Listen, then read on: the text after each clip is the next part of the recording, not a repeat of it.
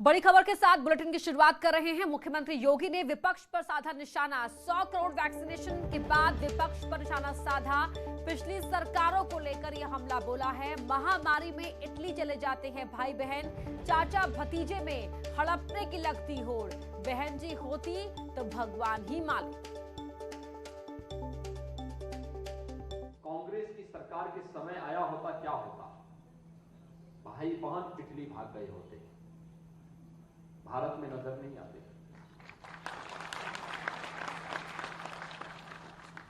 सपा की सरकार में आए होते तो चाचा भतीजे में होड़ लग गई होती कि कौन कितना ज्यादा हड़प ले। उनको गरीब की चिंता नहीं होती, किस माफिया को कहां ठेका दिलवा दें। और बहन जी के समय में आई होती तो बहन जी के समय तो भगवान ही मालिक होता है।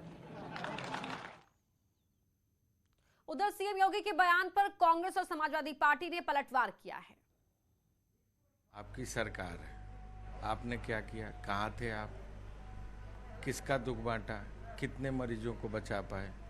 कितना गैस का सिलेंडर उपलब्ध करा पाए? आदरणीय राहुल गांधी जी तो मजदूरों के बीच में थे, रोज लोगों को गैस सिलेंडर, ऑक्सीजन कंसंट्रेटर और दवाइयां उपलब्ध करा रहे थे। आदरणीय प्रियंका जी तो रोज उत्तर प्रदेश के उन तमाम लोगों के सहयोग के लिए निरंतर रात दिन। बदनामी उत्तर प्रदेश सरकार ने कराई है। जो तस्वीरें देश दुनिया में उत्तर प्रदेश से गई हैं, शमशान घाट पर लाइन लगी है, गंगा मैया लाशों से पट गई हैं और उन लाशों से कफन खींचे जा रहे हैं। ऑक्सीजन की वजह से लोग मर रहे हैं। क्या कोई वो तस्वीर भूल सकता है कि एक औरत अपने पति को मुंह से ऑक्सीजन दे रही थी?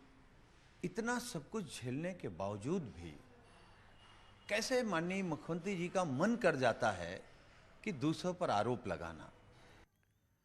वहीं 100 करोड़ वैक्सीनेशन को लेकर सियासत भी शुरू हो गई है। कांग्रेस के नेता उदित राज ने पूछा कि देश की कितनी आबादी फुली वैक्सीनेटेड है। करोड़ डोज की बात कर रहे हैं, फुल्ली वैक्सीनेटेड कितने लोग हैं?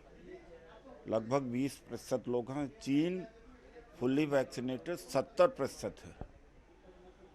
तो वो एग्जाम्पल देकर के देखें कहाँ खड़े हुए हैं। यूपी कांग्रेस का बड़ा फैसला। महिला वोटरों को रिझाने के लिए यह बड़ा फैसला यूपी कांग्रेस ने लिया है। सरकार अगर बनने पर लड़कियों को मिलेगा स्मार्टफोन। जी हां, सरकार अगर कांग्रेस की बनी तो लड़कियों को मिलेगा स्मार्टफोन। इंटर पास लड़कियों को मिलेगा स्मार्टफोन। ग्रेजुएशन जो लड़कियां पास करेंगी उन्हें मिलेगी इलेक्ट्रिक स्कूटी। प्रियंका गांधी ने ट्वीट के जरिए यह ऐलान किया है। यूपी विधानसभा चुनाव 2022 के मद्देनजर पहले प्रियंका गांधी ने 40% टिकट महिला प्रत्याशियों को देने का ऐलान किया था और अब महिला मतदाताओं को रिझाने के लिए बड़ा ऐलान कि जो लड़की इंटर पास करेगी, कांग्रेस की सरकार बनने पर उन्हें स्मार्टफोन मिलेगा। कांग्रेस की सरकार बनती है तो ग्रेजुएशन जो लड़कियां कर लेंगी उन्हें इलेक्ट्रिक स्कूटी दी जाएगी।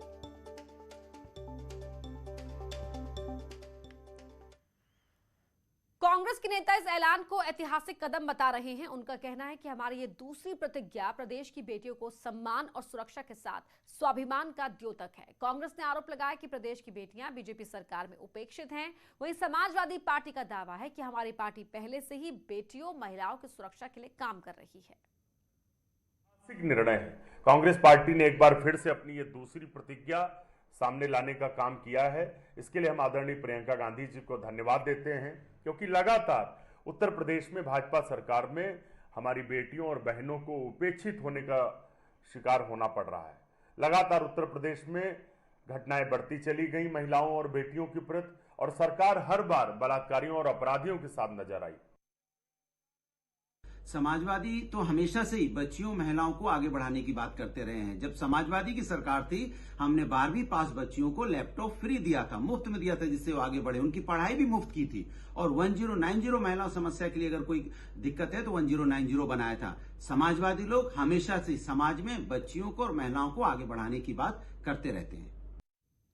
वहीं मंत्री मोहसिन रजा ने प्रियंका गांधी के स्मार्टफोन और स्कूटी के ऐलान को छलावा बताया। उन्होंने कहा कि प्रियंका गांधी मुंगेरी लाल के हसीन सपने देख रही हैं। हमारी सरकार पहले से ही महिलाओं के लिए काम कर रही है।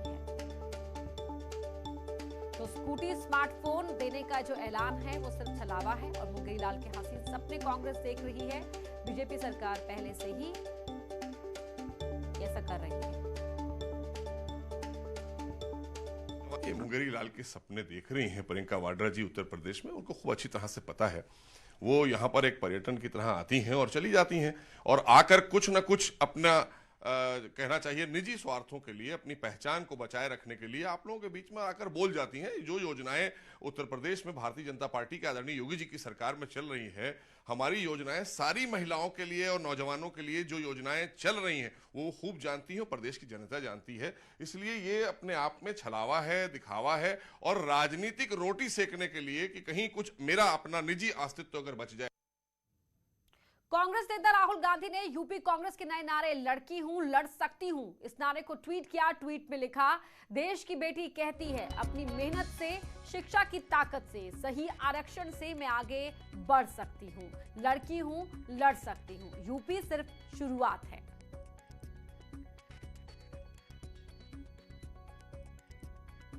तो प्रियंका गांधी ने भी एक बार फिर कांग्रेस के नारे को ट्वीट किया। एक लाइन के अपने ट्वीट में उन्होंने लिखा, लड़की हूं लड़ सकती हूं।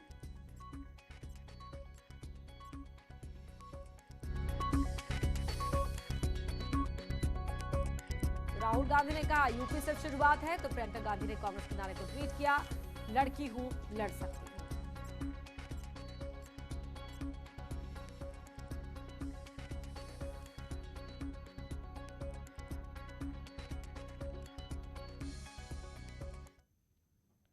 देश ने कोरोना वैक्सीन के 100 करोड़ डोज का आंकड़ा आज सुबह करीब 9:45 बजे पूरा कर ये इतिहास रचा।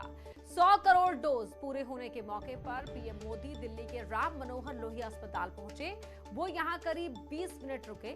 यहां मोदी के सामने ही बनारस के दिव्यांग अरुण रॉय को 100 करोड़वीं डोज दी गई। इस दौरान उन्होंने हेल्थ केयर वर्कर से बात की।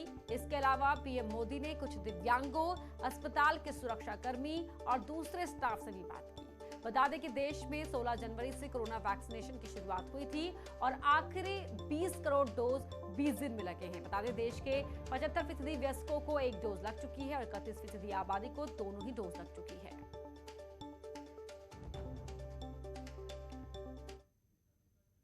गाजियाबाद में वैक्सीनेशन सेंटर्स को दुल्हन की तरह सजाया गया और ढोल नगाड़ों के साथ जश्न मनाया गया। यहां टीकाकरण केंद्रों पर इस अभियान में जुटे लोगों के चेहरे पर खुशी की झलक साफ दिखाई दे रही थी। तस्वीरें गाजियाबाद के इंदिरापुरम स्थित कैलाश मानसरोवर भवन के बने कोविड वैक्सीनेशन सेंटर की है। लोगों का कहना है कि इतने कम समय में मोदी जी और योगी जी ने जो ऐतिहासिक काम किया है उसकी जितनी तारीफ की जाए उतनी कम। ये वो जश्न है कि नरेंद्र मोदी जी कहते कम हैं, करते ज्यादा हैं। और हमारे योगी जी कहते कुछ भी नहीं है और करते बहुत कुछ है। वस्तुतः जब उनका नाम ये आ रहा था घर घर मोदी, तो लोगों को ऐतराज हो रहा था कि ऐसा क्यों कह रहे हैं। लेकिन आज उन्होंने वैक्सीनेशन के माध्यम से ये बताया है कि घर घर वैक्सीनेशन जो गई है ये शिव योगी आदित्यनाथ के संकल्प और नरेंद्र मोदी जी के नेतृत्व से गई है, दृढ़ इच्छा शक्ति से गई है।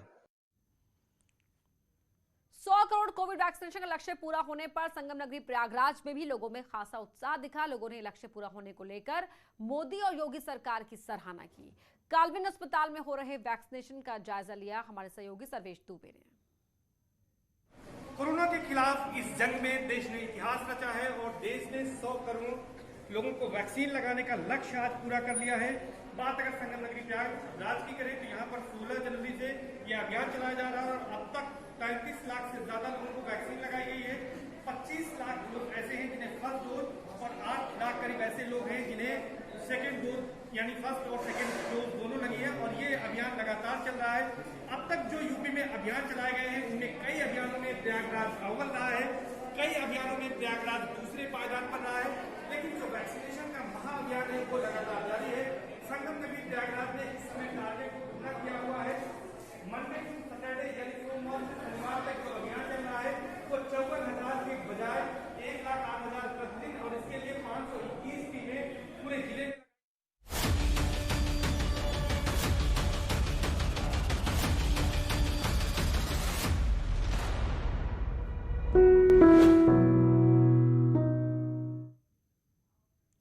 कोरोना के खिलाफ लड़ाई में भारत पूरी पूरी दुनिया के लिए मिसाल बन चुका है। पहले कोरोना टीके की खोज, फिर उसका बड़े पैमाने पर उत्पादन, दुनिया भर में वितरण और अब 100 करोड़ टीकाकरण के लक्ष्य तक पहुंचने के लिए विश्व बैंक ने भारत की तारीफ की है।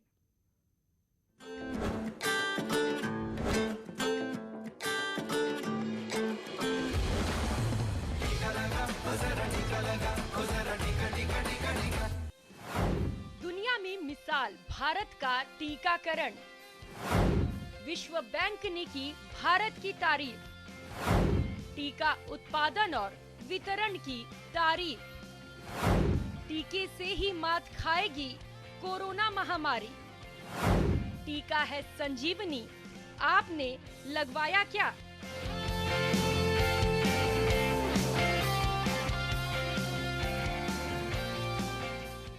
के खिलाफ भारत का देशव्यापी टीकाकरण अभियान रोजाना सफलता के नए आयाम छू रहा है। साल की शुरुआत में 16 जनवरी को पहले टीके से शुरू हुआ भारत का कोरोना टीकाकरण अभियान अब 100 करोड़ टीके तक पहुंच गया है। विश्व बैंक के अध्यक्ष डेविड मालपास ने इसके लिए भारत को बधाई दी। उन्होंने कहा कि करीब 70% आबादी को कम से कम एक खुराक मिल गई है, जबकि करीब 30% आबादी को दोनों खुराक मिल गई।